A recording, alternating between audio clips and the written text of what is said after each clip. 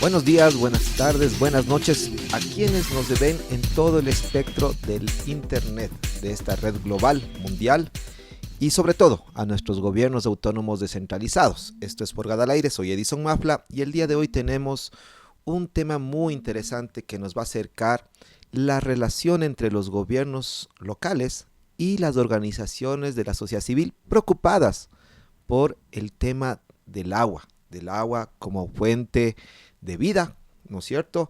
Y sobre todo con un entrevistado muy importante que para ustedes, a nuestros gobiernos locales principalmente, seguramente nos van a dar herramientas, técnicas y por supuesto insumos para poder fomentar las competencias de los gobiernos locales al tiempo de no perder de vista la sostenibilidad de este líquido vital.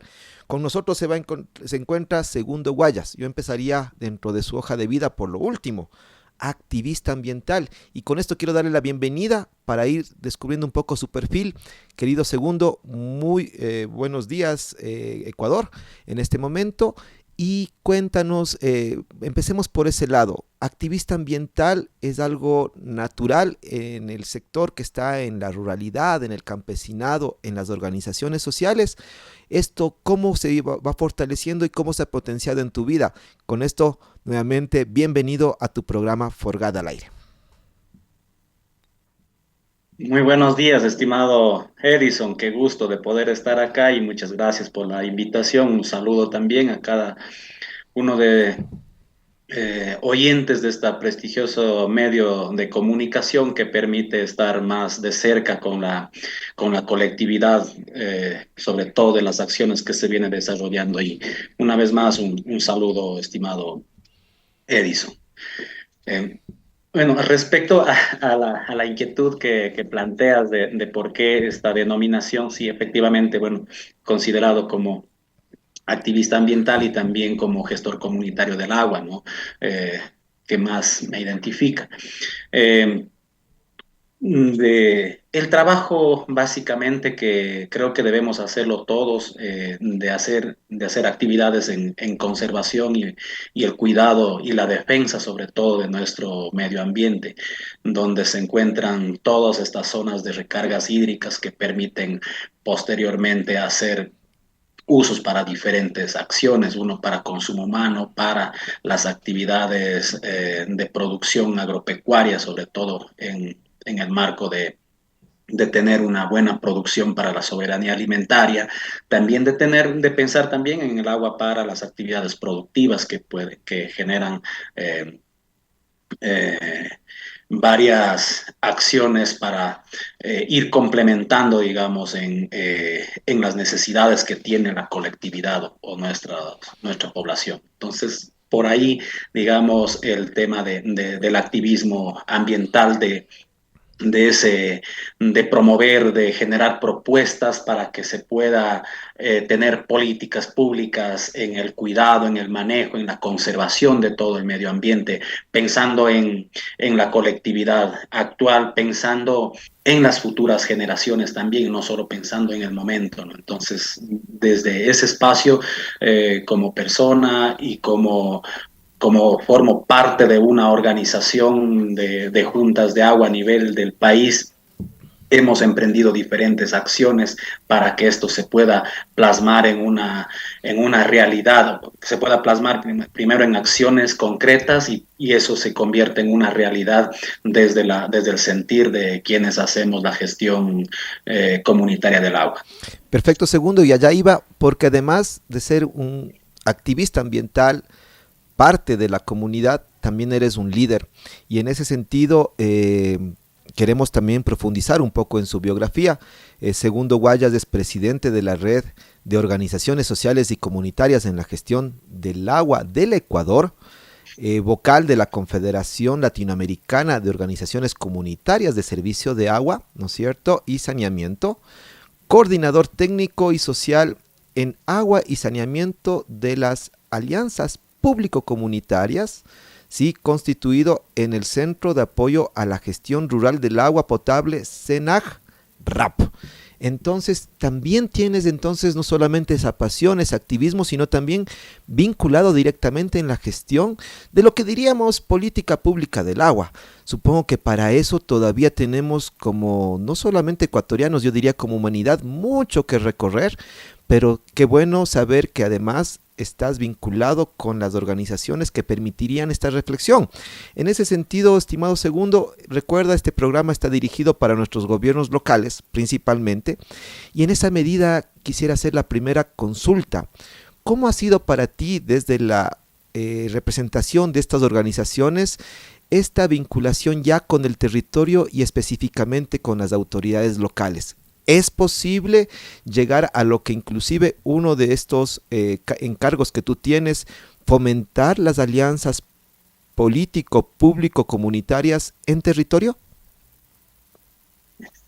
Una vez más, gracias, estimado Edison. Sí, efectivamente, bueno, primero partir esta mención que haces de lo que estoy al frente de algunas organizaciones sociales, de quienes integramos estas organizaciones sociales somos los gestores comunitarios del agua, ¿no? Entonces, desde ese espacio hemos hecho algunas actividades y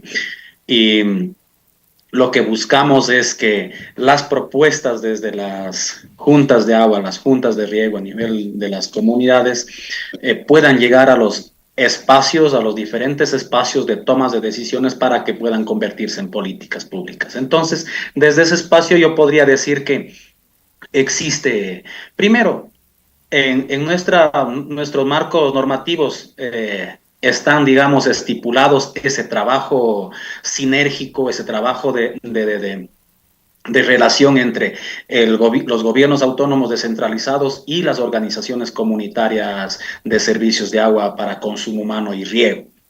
Entonces, tenemos nuestra ley orgánica de recursos hídricos, uso y aprovechamiento del agua, en la cual reconoce primero a las formas propias de las comunas, comunidades, pueblos y nacionalidades, de las juntas de agua, las juntas de regante, la prestación de servicios, pero también estipula o exige que el Estado, a través de los gobiernos autónomos descentralizados, que fortalezca estas iniciativas comunitarias, mediante esta alianza o el trabajo colaborativo, que podríamos decir, la alianza entre lo público y lo comunitario, ¿no? Entonces, es posible cuando existen varias situaciones, y para lo cual hay varias características que nosotros podemos decir que permiten mantener esta relación. Entonces, por ejemplo, hay un caso específico que tal vez más adelante podemos comentar donde este momento estoy yo, una alianza público-comunitaria denominado Centro de Apoyo a la Gestión Rural de Agua Potable,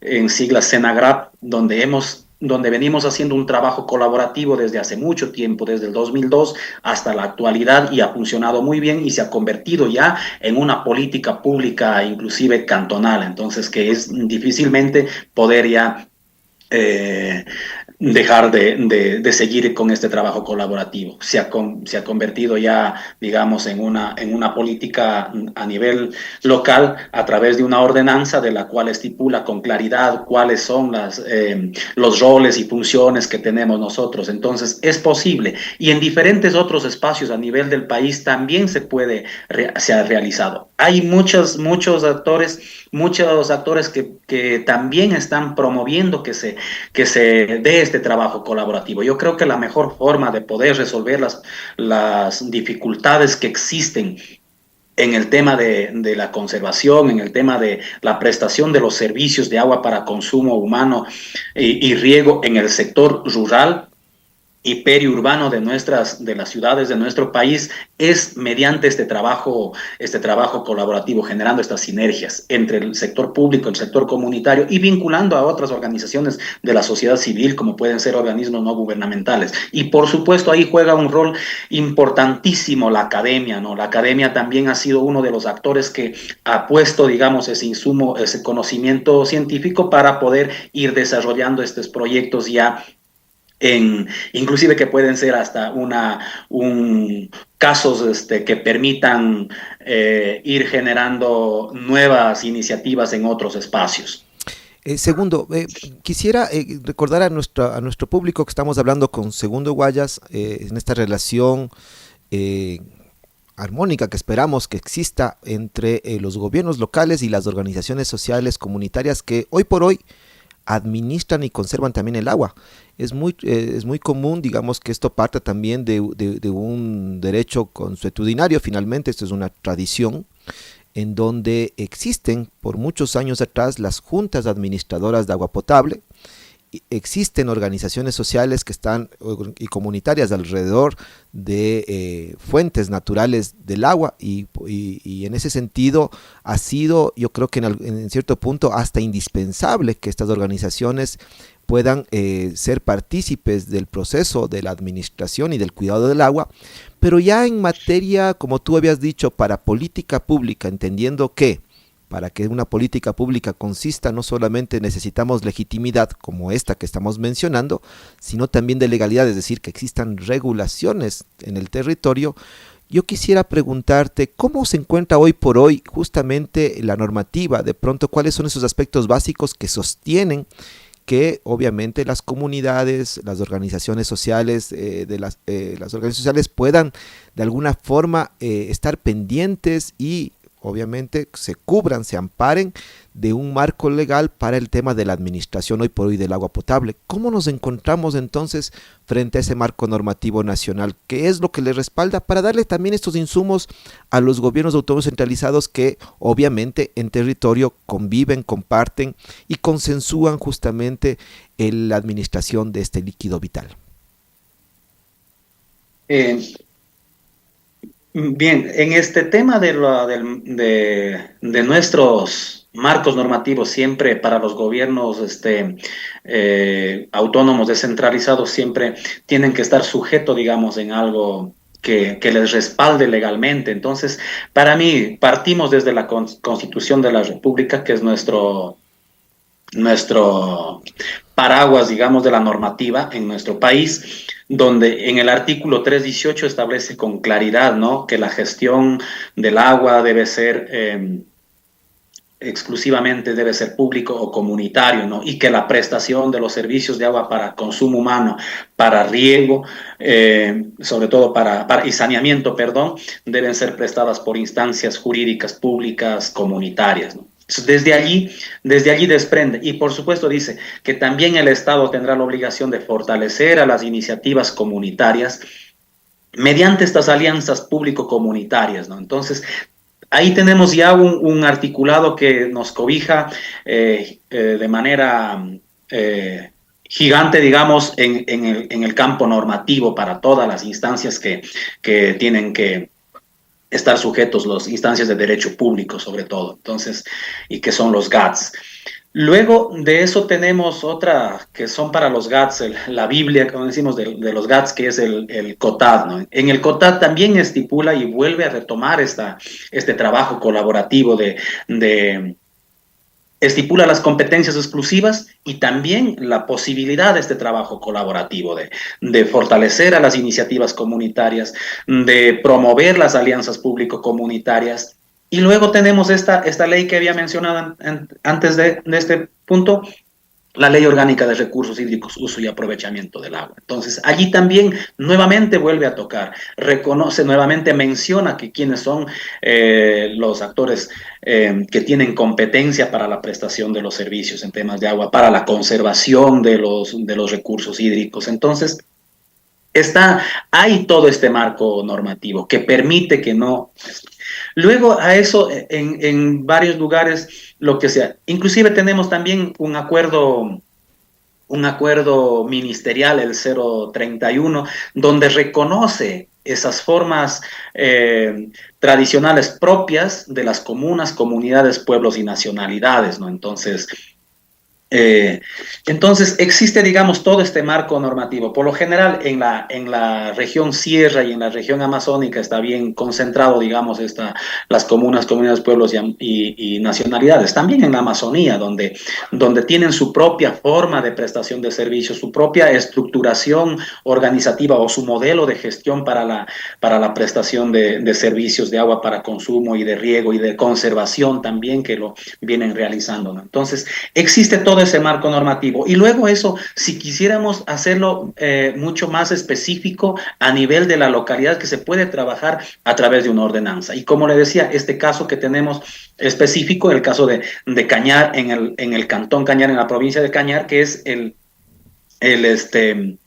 esta alianza público-comunitaria del Senagrap, reconocido, legalizado a través de una ordenanza, a través de una ordenanza municipal. Entonces, es posible realizar estos trabajos colaborativos, y creo que ese trabajo colaborativo debemos ir promoviendo en todos los espacios, porque es verdad, solo difícilmente vamos a poder cumplir con lo que queremos hacer. Los GATS de manera individual, difícilmente. Entonces necesitas la participación de la comunidad. Igual, las comunidades solos tampoco podemos. Necesitamos recursos para poder construir, mejorar la infraestructura, tanto de agua para consumo y de riego. Entonces yo creo que hay estas condiciones jurídicas para que podamos trabajar sin ningún temor. Ya en el Cañar estamos ya más de 20 años, no hemos tenido, digamos, inconvenientes en el campo legal para poder hacer este trabajo colaborativo. Mejor ha ayudado a potenciar el servicio, a mejorar la cobertura. Tenemos una cobertura acá más del 90% en el sector rural y cerca del 100% en el sector urbano, digamos. Entonces hay una cobertura de agua potable, hablando de agua potable, bien grande en el Cantón Cañarense. ¿Por qué? Porque ha permitido estos marcos normativos trabajar, y también porque ha habido, digamos, estas decisiones. Necesitas decisiones políticas de las autoridades y también las decisiones políticas del sector comunitario para poder generar estas sinergias en el marco de un acuerdo donde pone a cada uno qué es lo que debe hacer y hasta dónde podemos avanzar de forma conjunta, ¿no? Entonces, sin tratar en el marco de una horizontalidad, digamos, sin tratar de estar el uno más arriba ni el otro más abajo, ¿no? Entonces, yo creo que en el marco de la horizontalidad y con nuestras normativas es posible realizar estos trabajos. Gracias. Trabajos colaborativos. Aquí hay una precisión entonces. Por un lado tenemos, como decíamos, ya una historia, porque hay una tradición también y cultura en el manejo y administración del agua, en donde las comunidades son protagonistas de este proceso. Segundo, también nos mencionas un marco normativo importante que digamos que abarca desde la Constitución hasta leyes específicas, ordenanzas y resoluciones que tú has mencionado. Y por otro lado, obviamente hay experiencias. Antes de aterrizar un poco en algunas de estas experiencias que ya nos vas comentando, sí me gustaría cuál es tu apreciación sobre ese modelo, entonces, que teniendo una tradición, una normativa, ¿no es cierto? ¿Cuál podría ser ese modelo que podría empezar a funcionar para ser replicado en otros territorios? Es decir, un modelo que abarque, pensemos, yo voy a poner algunos elementos, por ejemplo, el tema sí de la administración, pero sin perder de vista el tema de la tributación, por ejemplo, cómo la responsabilidad finalmente de un ciudadano en un territorio hace que valore ese servicio y que se pueda tributar, no sé si de manera mixta, individual directa al municipio, esta después reparte en el territorio.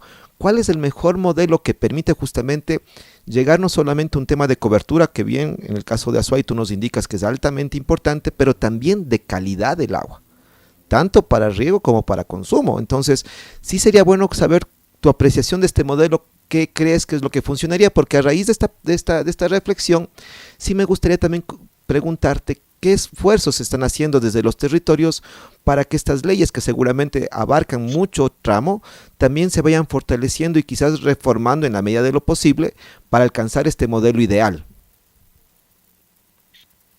Mira, Edison, para la prestación de los servicios, cuando hablamos tanto de consumo humano, un poco más voy a centrarme también en la del riego que existe. Entonces, partimos primero, bueno, hay una historia desde mucho más antes, que teníamos nuestra otra ley antes de esta ley orgánica de recursos hídricos, también teníamos una ley de juntas administradoras de agua potable. Entonces, y allí se constituyeron un modelo de gestión denominadas juntas administradoras de agua potable para la prestación de servicios, y también juntas administradoras de riego, ¿no? Entonces tenemos un modelo de gestión Este momento también seguimos contando con ese modelo de gestión que es un actor sumamente importante a nivel del país. Decimos que existen alrededor de unas 7.000 y más juntas administradoras de agua potable y también de riego. Bueno, no tenemos los datos, ese es un problema que carecemos de información, de datos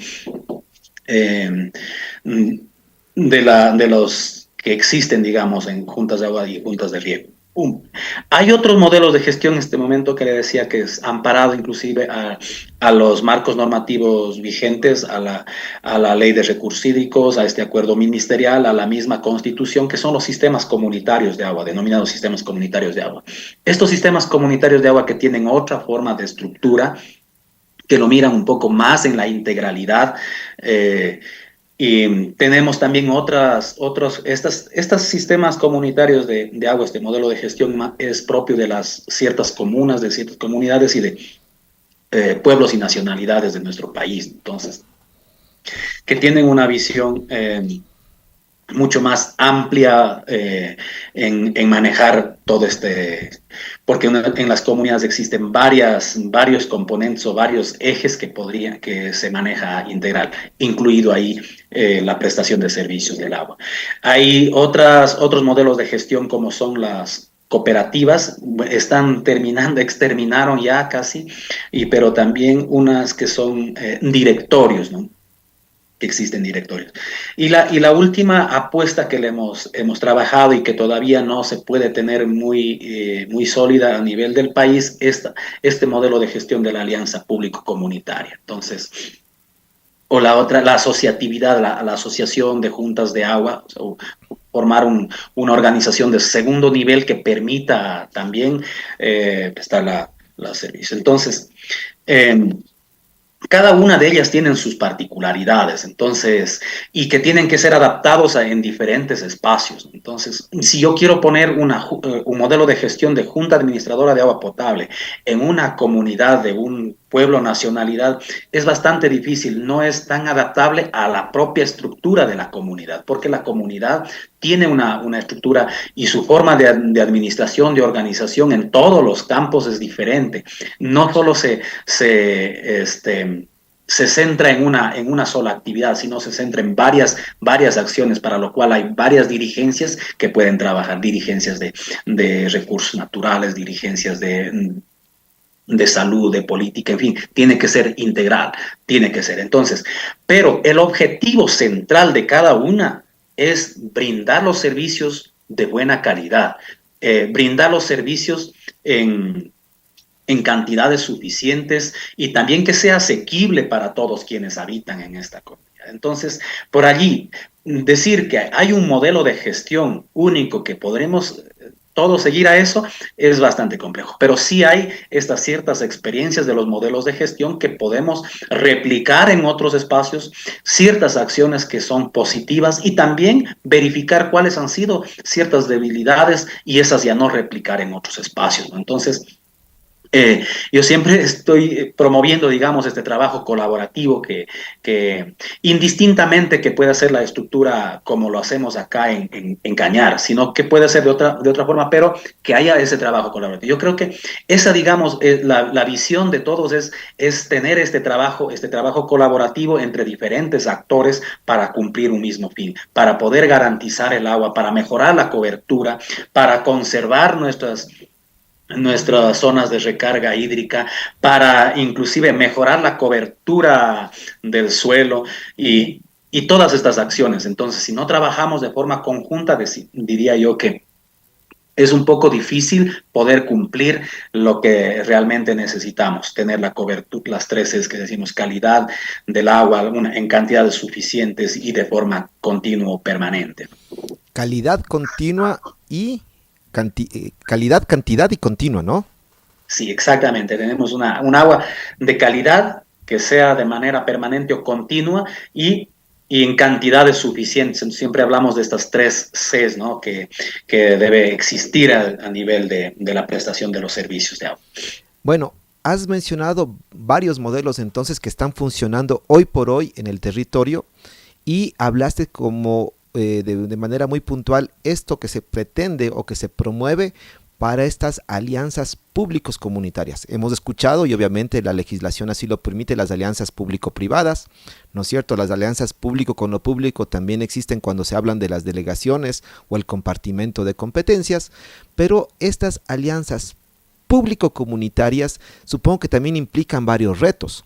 Esos retos ya se están generando en algunos espacios, obviamente, supongo yo, tuvo que haber sido no solamente un tema de legislación y de formalismos, sino, como tú mismo lo dices, de voluntad política. Para que estas relaciones público-comunitarias o estas alianzas público-comunitarias se consoliden en territorio, ¿qué necesitamos aparte de la voluntad política, que supongo que es crucial, como tú lo mencionaste, pero qué más necesitamos tanto en la comunidad como en las entidades? En este caso, hablemoslo ya directamente, nuestros gobiernos municipales, que son al final de cuentas quienes tienen la competencia del agua potable y saneamiento. Mira, yo podría mencionar algunas características que debe tener, digamos, en este marco de la relación, ¿no? Pero antes de eso, tal vez un poco mencionar, podríamos mejorar, robustecer mejor las políticas o los marcos normativos. Creo que es necesario también de poder construir una ley de la alianza público-comunitaria. Eso nos daría mayor, digamos, lineamientos para constituir estas alianzas público-comunitarias o estos trabajos colaborativos, ¿no? Yo creo que es posible eso, de realizar una ley de alianzas público-comunitarios, así como se hizo la ley de alianzas público-privadas. Fue fácil, aprobaron y todo. Yo creo que también es posible de hacer esto, de tener una ley de las alianzas, una ley orgánica de alianzas público-comunitarias. Creo que debemos trabajar en ese marco también. Luego, para poder tener un buen trabajo, yo diría, hay algunas características. Yo parto diciendo debe haber una colaboración para una buena gestión del agua, ¿no? Sabemos que las juntas somos responsables de la distribución, de administración de los recursos en las zonas rurales. En cambio, los gobiernos municipales y los gobiernos provinciales que tienen la competencia en tema de riego, ellos suelen apoyar en los aspectos técnicos, en la infraestructura e inclusive en motivar a generar una regulación interna en las comunidades. Por supuesto, respetando toda una autonomía comunitaria, ¿no? Entonces, yo creo que aquí también hay que considerar la autonomía comunitaria. Entonces, las comunidades siempre estamos un poco, diríamos que haciendo respetar esa soberanía en el nivel de la comunidad, esa autonomía en la toma de decisiones, porque nosotros a nivel de las comunidades siempre decidimos a través de un espacio colectivo a través de las asambleas. Nuestras decisiones siempre han sido de maneras colectivas y por supuesto que hay una dirigencia quien hace cumplir de esas decisiones, ¿no? Entonces, siempre yo creo que ahí también debe haber un respeto mutuo, digamos, un respeto desde los GATS hacia las comunidades en la administración y en la prestación de los servicios. Como decía, con el objetivo, sí, mirando que no debe faltar esas 3 Cs. Entonces, por ahí deberíamos trabajar. La otra que podría decir es el apoyo en la infraestructura y financiamiento que debe existir, ¿no? El apoyo técnico desde los GATS para consumo humano a los municipios y para riego los gobiernos provinciales, ¿no? A través de ciertos programas que pueden implementar como el financiamiento, el municipio y los gobiernos provinciales tienen la capacidad o tienen la facultad, digamos, ellos más que la capacidad, la facultad inclusive de solicitar créditos al Banco de Desarrollo, cosa de que las juntas de agua y las juntas de riego no nos permite, digamos, y hemos estado incidiendo para que eso también se dé de manera directa para poder solventar estas dificultades en la parte infraestructural de nuestros sistemas de agua y de riego, ¿no? Entonces, pero se debería considerar ahí ese trabajo, ese apoyo, porque las juntas de agua, las juntas de riego, también hemos ido aportando para la devolución de ese crédito, porque cuando se genera, hay algunas experiencias de estos que se han dado, donde las propias comunidades estamos pagando el crédito que obtuvo el municipio para agua para consumo. Tengo el caso específico que podemos hablar. Entonces, Lo estamos haciendo. Yo creo que esa es otra de las cosas. Hay ciertos conflictos y algunos desafíos también que podemos tener en consideración que puede generar, porque hay a veces ciertas tensiones entre los municipios y las juntas de agua. ¿Por qué? Porque los municipios tienen sus empresas de agua potable y las juntas de agua ya están establecidas, entonces las empresas quieren un poco abarcar más el territorio e inclusive inmiscuir en la administración de una junta de agua. Entonces ahí es cuando digo, hay que respetar esa autonomía, hay que tener digamos, en consideración estas particulares. Y cuando se dan estos, sí se han generado conflictos. Hay algunos casos en Tungurahua, se han dado estos casos, por ejemplo, la Junta de Yanaurco con la empresa del municipio pero empresa de agua potable de Ambato, han generado unos conflictos por la prestación de los servicios. Hay cierta población donde están inclusive cruzando las redes para dar servicio de agua potable. La empresa con la Junta. La Junta de Agua lo tenía antes, pero ahora la empresa quiere extender. Entonces ahí se generan estos conflictos. Hay que tener en consideración esto, porque a veces la falta de claridad en la demarcación de cada uno de dónde se está prestando, tal vez puede generar estos tipos de conflictos, ¿no? Que recae Entonces, prácticamente en el tema de la valoración del costo servicio agua, diferenciado uno de lo que podría ser la gestión comunitaria con respecto a la gestión municipal, o necesariamente es un tema que sí pudiera implicar que tanto la comunidad como el gobierno local deban sentarse para analizar también técnicamente el costo del servicio, o es un tema que por autonomía, como tú lo mencionas, simplemente es algo que se consensúa solo con la comunidad. ¿Cómo es este procedimiento para no caer en estos problemas que tú mencionas? Porque si esto bien podría ser una dificultad, el que haya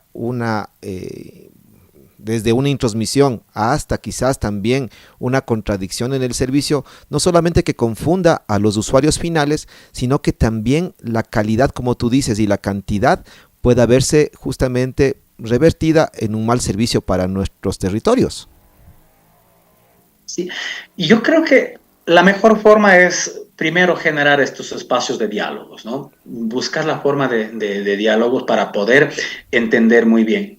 Por supuesto, te podría hacer un análisis, como dice, costo-beneficio, de quién es más rentable para o sea, sobre todo el consumidor que le llama, se le dice ahora en la ley de recursos hídricos, el consumidor, pues, siempre va a buscar algo que económicamente sea de menor costo, ¿no? Y por supuesto que cumpla también las condiciones de calidad del agua, ¿no? Entonces, de pronto las comunidades no tenemos nosotros tal vez todo este aparataje de comunicacional para poder difundir, mientras que tal vez las empresas de agua potable, ellos tienen un aparataje comunicacional que pueden de cierta manera incidir o influir para que puedan mirar que el agua que presta la empresa es mejor y más asequible tal vez. En realidad, las las tarifas a nivel de nuestras comunidades son básicamente que permita cubrir los gastos administrativos, operativos de la infraestructura. Inclusive, toda esta parte de administración, del equipo técnico de administración, siempre es de manera honorífica porque se lo viene desarrollando a nivel de las dirigencias de turno, ¿no?, que están en ese momento. Entonces, siempre ha sido de esa forma. Entonces, si podemos hacer un cálculo matemático, siempre va a ser de menor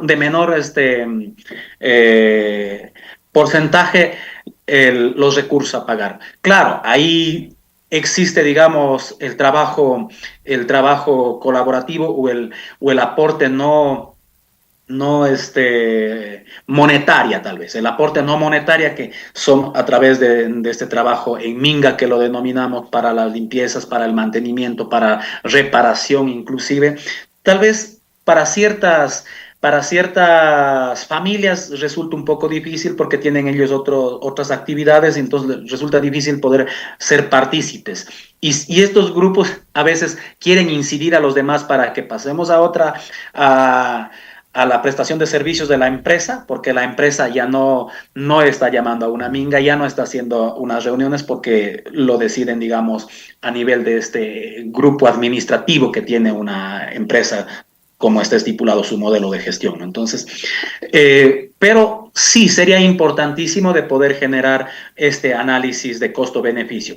Hay que entender también que no ese análisis va a servir para todas las juntas de agua, porque cada sistema de agua, cada comunidad es una realidad diferente, tiene una infraestructura diferente, una organización mucho más amplia, más pequeña. Depende muchísimo de varios factores. Entonces, en algunas comunidades con asentamientos poblacionales pequeñitas resulta un poco más costoso, y en asentamientos poblacionales más amplias, menor costoso, digamos, de pagar las tarifas. Entonces, sí, hay que considerar varios factores.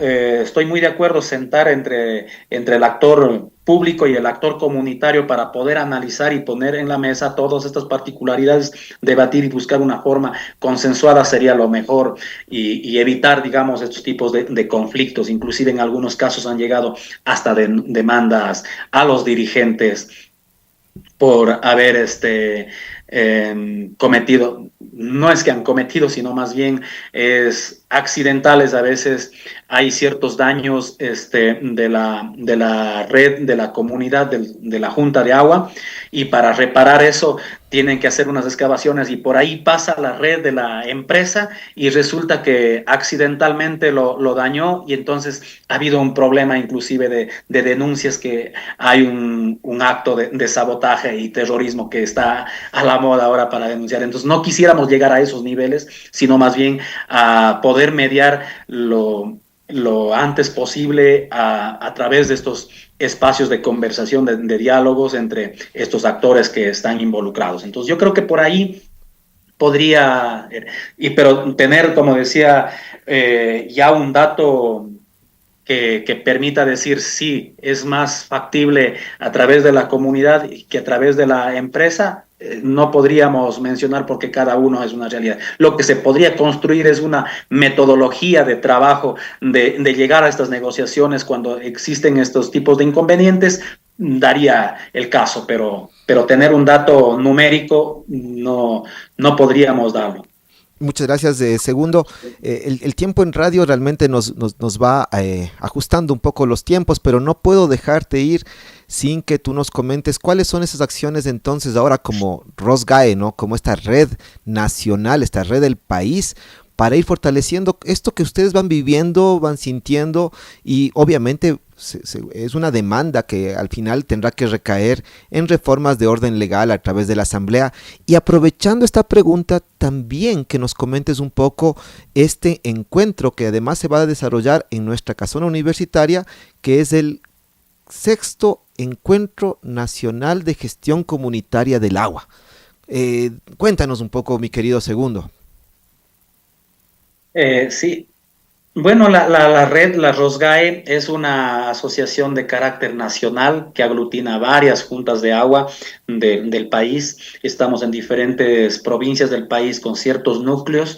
Estamos más de 600 juntas de agua, y lo que hemos conversado y lo que hemos analizado, debatido en diferentes espacios del trabajo que debe hacer esta asociatividad es, este momento hemos desplegado en 3 acciones concretas. La una es en el fortalecimiento de capacidades de los líderes, lideresas que forman parte de las juntas de agua, para que puedan hacer su correcta prestación de servicios en el campo organizativo, administrativo, de operación y mantenimiento, de la conservación de las fuentes de agua, ¿no? Entonces, y por supuesto también en temas de vocerías, de incidencia, que también es necesario que tengamos ciertas habilidades y destrezas como líderes y lideresas. Con esas capacidades establecidas, entonces lo que queremos hacer es otra acción, es incidencia política. Poner las propuestas de nosotros en los espacios donde toman las decisiones para que se conviertan en políticas públicas. Que estas políticas públicas obviamente sean construidas participativamente con todos los actores que van a beneficiar, y que no sean construidos desde el escritorio y luego no puedan ser implementadas, ¿no? Entonces, esa es otra de las acciones fuertes. Perdón que te interrumpa, Segundo. Perdón que te interrumpa, ¿cuáles serían, si puedes resumirnos muy generalmente, esas acciones para incidencia política? Eh, Bueno, nosotros lo que queremos es que se implemente, por ejemplo, un programa a nivel nacional para el mejoramiento, para avanzar en la cobertura de agua potable a nivel nacional, que genere un programa justamente para eso. Y que a nivel local también los municipios tengan accesos basados en la falta de cobertura que existe a nivel de los cantones. Entonces, ¿qué queremos nosotros? Mejorar la cobertura de agua, que hayan recursos precisamente para eso. Entonces, eso estamos, y ahorita en este momento que hay una ley que se declaró inconstitucional, se está construyendo una nueva ley en la Asamblea Nacional y existen proyectos presentadas, entonces allí también queremos nosotros que se incorpore en la ley, al menos hemos planteado varios principios que debe constar en la ley: la constitución de las alianzas público-comunitarias, el derecho humano al agua, al saneamiento, la protección, en fin, son varias que podemos hablar posteriormente. Entonces, son esas las que venimos haciendo y en ese marco estamos organizando este sexto encuentro nacional de gestión comunitaria del agua. Por la fecha que habíamos planteado en la Asamblea, que sea reconocido a nivel nacional, el Día Nacional de la Gestión Comunitaria del Agua, que es el 14 de septiembre. Estamos haciendo un día el 13 para que podamos contar con la participación de algunas autoridades, inclusive en este espacio. Entonces, y gracias a la Universidad Andina Simón Bolívar, gracias a ti, Edison, por todo ese apoyo que nos han dado para que esta acción se vaya concretando y seguro va a ser todo un éxito este viernes 13 de septiembre que vamos a llevar adelante en la ciudad de Quito. Auguramos de la mismo, que sea también todo propositivo y que las críticas, inclusive constructivas, se vayan recogiendo y sistematizando en las mejores prácticas posibles para la red y sobre todo para la gestión que está haciendo. Mi querido Segundo, para finalizar la entrevista, que ha sido realmente muy completa, hemos visto desde lo local hasta el tema organizacional y finalmente las propuestas de orden nacional. Yo quisiera saber de ti de pronto un mensaje final, pero no tanto dirigido a los sectores que tú comúnmente ya estás en relación directa, pero sí a nuestros gobiernos locales, a ese prefecto, prefecta, a ese alcalde, alcaldesa, a ese presidente o presidenta de una junta parroquial. ¿Qué pudieras indicarles así como mensaje que promueva justamente lo que tú al final nos decías? Estos modelos más allá de juntas administradoras de agua potable, o como las conocemos como hubs, o las asociaciones, o las redes locales, o inclusive estas alianzas público-comunitarias, ¿qué deben prever en cambio desde los gobiernos locales? ¿Cuál es el mensaje para ellos? Bueno, una vez más, gracias por permitir estar acá y estar a través de ese espacio directamente, digamos, vinculado con los gobiernos provinciales, cantonales y parroquiales quienes tienen. Comentarte que hay un muy buen trabajo con, con Agopare, que aglutina a las juntas parroquiales a nivel país. Con ellos hemos podido venir coordinando. Pero yo haría un llamado a todos los gobiernos cantonales, provinciales y parroquiales que, que busquemos esta acción de generar sinergias para poder hacer un trabajo conjunto, para poder satisfacer esas necesidades que tienen a nivel del sector rural sobre todo, ¿no? Para cumplir con lo que dice el derecho humano al agua, el derecho al saneamiento, el derecho también a tener una soberanía alimentaria. Entonces, es posible realizando este trabajo colaborativo. Existen los marcos normativos para poder realizar. Necesitamos que haya voluntad política para poder trabajar, que trabajemos de forma conjunta. Nosotros como juntas de agua estamos prestos también para poder aportar con un granito de arena para que todo esto salga. Yo creo que de forma conjunta lo vamos a poder lograr. De lo contrario, si trabajamos de forma individualizada, bastante difícil. Sé que algunos municipios tienen sus presupuestos bastante reducidos, pero si hacemos una minga de todos los actores, podemos ir multiplicando esos recursos e ir cumpliendo lo que queremos. Yo creo que contar con agua de buena calidad, con una cobertura en todo el territorio nacional, tener infraestructura para riego, nos permite mejorar el desarrollo. Estaríamos apoyando al desarrollo de nuestro país, estaríamos apoyando a que mejore las condiciones de vida de la gran mayoría de los ecuatorianos que todavía no se tiene, que se tiene dificultades en estos temas por la falta de agua para consumo, por la falta de riego para sus cultivos a nivel de nuestras chacras que venimos desarrollando la producción agropecuaria. Entonces yo creo que eso sería un llamado e invito a que podamos trabajar y nosotros como red hemos invitado ahora también para que puedan participar en el sexto encuentro, han confirmado la participación desde el Congope. Desde el AME nos ha faltado, pero la CONAGOPARE sí, y esperamos que ahí también podamos generar estos espacios. Generemos estos espacios de debate, de análisis y trabajemos propuestas de forma conjunta para que estas políticas públicas sean aplicables, sean sostenibles, porque trabajado, consensuado entre todos los actores, una política pública funciona. De lo contrario, no es viable una política pública cuando solo se trabaja desde un escritorio. Entonces, ese llamado y un saludo cordial a cada uno de ustedes que están en este momento dirigiendo los cantones, las provincias y las parroquias como autoridades. Muchas gracias, Segundo. Segundo Guayas, presidente de la ROSGAE, ha compartido con nosotros detalles importantes sobre la relación entre las organizaciones de la sociedad civil, protectoras y administradoras del agua y los gobiernos locales. Información importante para nuestras autoridades, servidores públicos, para el nivel legislativo, que seguramente van a caer en buen saco. Y esperemos también, querido Segundo, que el sexto encuentro de gestión comunitaria del agua sea todo un éxito. Síguenos por este medio, sabrás más novedades de este y otros temas. Agradecemos a Voz Andina Internacional, a la gente en controles y también a la Universidad Andina Simón Bolívar sede Ecuador y por supuesto al área académica de gestión de donde nace este programa, Forgada al Aire. Buenos días, buenas tardes, buenas noches. Soy Edison Mafla.